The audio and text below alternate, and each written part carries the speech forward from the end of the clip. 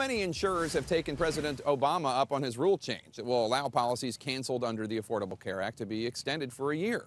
Remember when he did that a week ago because so many were angry that his, if you like your health plan, you can keep your health plan, wasn't really true necessarily. Well, at least 7 insurance companies now say they plan to extend canceled policies, though some are still waiting for the final okay from the states they're in. But some states, including New York and Massachusetts, well, they're refusing extensions, and 20 states have yet to make any decision about it at all, leaving many people wondering where that leaves them in all of this.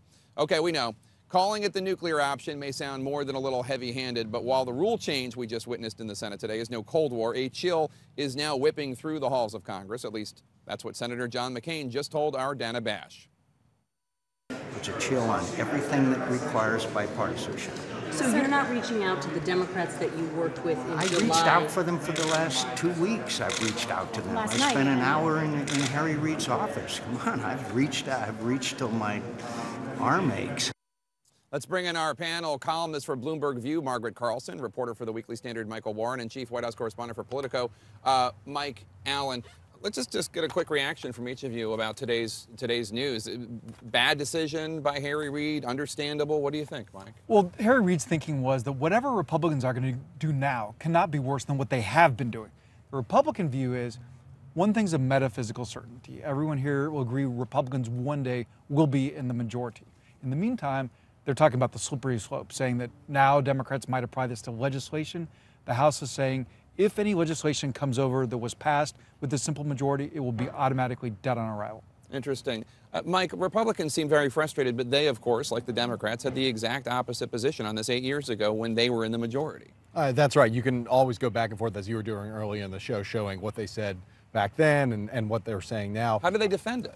Well, I don't know. I don't think they're going to. I don't think the plan is, if Mitch McConnell is majority leader in 2015, is to roll this back. They're just going to. I mean, this has changed things. But I don't think the Democrats are going to regret this at all. I think if they can get some more liberal judicial nominees through because of this rule change, whatever happens with the politics of this, their agenda is more secure through the courts. So this is. I don't think they're going to be regretting this at all if Republicans get back in power. And what do you think, Margaret? Is this a day that Democrats will come to rue, or is this really just much ado about nothing?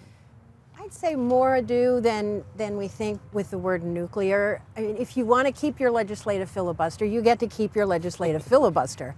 So when people who aren't us look at this, they're going to think, no big deal. Just basically judges. That's not such a big thing. But the word just describing it makes it sound bigger. And, it's always where you're sitting. In 2005, Republicans wanted it. Now Democrats want it. But I don't think you can get much more dysfunctional than the Senate and the Congress is now. So John McCain complaining it's no big deal. Let's turn. Did you want to make? No, just real quick. Looking at your graphic, looking at that bite, I like the Big Chill better. I think we should rebrand it right here.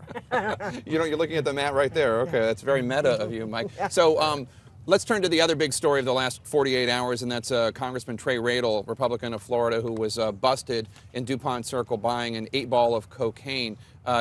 Mike, I understand he just checked himself into rehab. Yeah, Politico's Jake Sherman is down there in Florida. He just posted a news alert saying that the congressman checked in for counseling.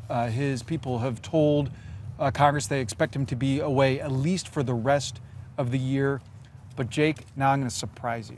As I talk to people up here, there's a lot of people up here that think that he could well survive. I had thought you plead guilty to buying cocaine from a DEA agent? Come on.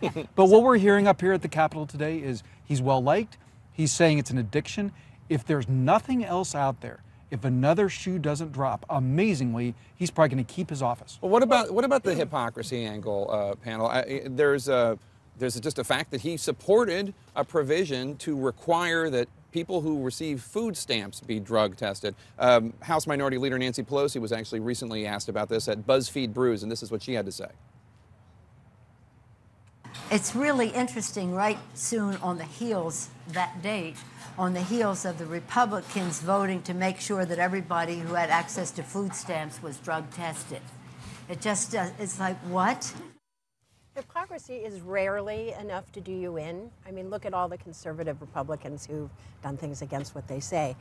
And he's You're following... talking about affairs. Yeah, right. You can be more specific Oh, on this oh, show. thank The you. other All high heel to right. dry. Oh, wait. You don't have to be This so- is not G-rated. You don't have to be so forgot. genteel. It's Jake Tapper. This is cable news. But it's out of the playbook of politicians. You check into rehab and you really got a lot of room because people like that. It's the sort of Jim Baker, Tammy Baker thing where you get a lot of sympathy. It's now an addiction. He can fix it. He comes out clean slate. Let me read this to you, Michael, and get your reaction. This is his statement today. We all heard his press conference last night. Today, I checked myself into a facility to seek treatment and counseling. It is my hope through this process I will come out a better man. I will work hard to gain back the trust and support of my constituents, friends, and most importantly, my family.